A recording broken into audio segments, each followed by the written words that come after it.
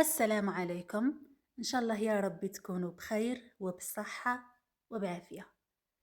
اليوم حبيت نشارك معكم هذه الوصفة اللي أنا نحبها ونموت عليها، مرة على مرة نديرها ونشرب بها الحليب تاع العشية.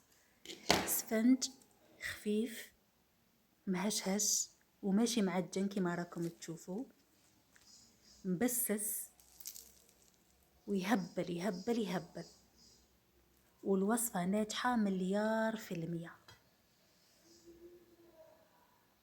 ولكن لا والو، عينك ميزانك. هنا درت 3 بيضات، 3 مغارف زيت، كل بيضه ندير لها مغرفه كبيره تاع الزيت، شويه ملح، وخلطت البيض حتى تغير اللون نتاعو. كاس حليب،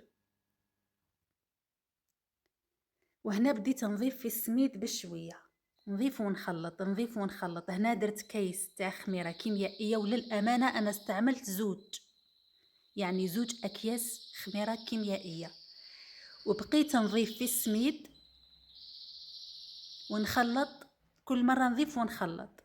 غطيته هنا وخليته 10 دقائق باش نشوفه ولا يشرب ولا ما يشربش. فتحت عليه، لقيته مازال يحتاج شوية تاع سميد.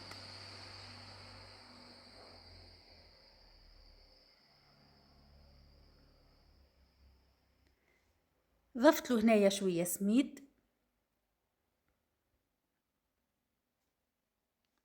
وقعدت نخلط فيه حتى ولا كي الكريمة.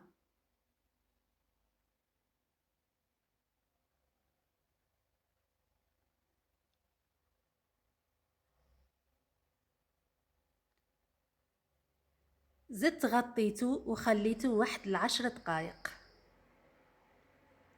وهنا فتحت عليه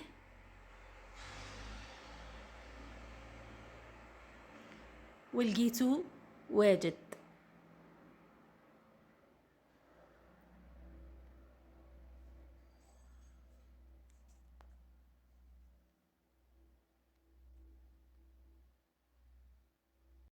هنايا شعلت النار متوسطة ودرت شوية زيت، ما كثرتش الزيت. وهنا بديت نطيب فيه.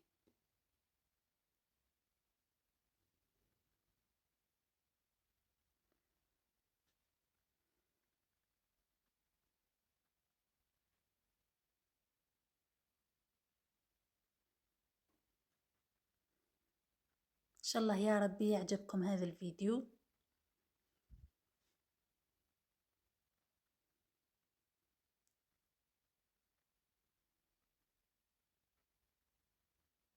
كملت هنايا طيبته، وهنا راه جاهز. إن شاء الله يا ربي يعجبكم.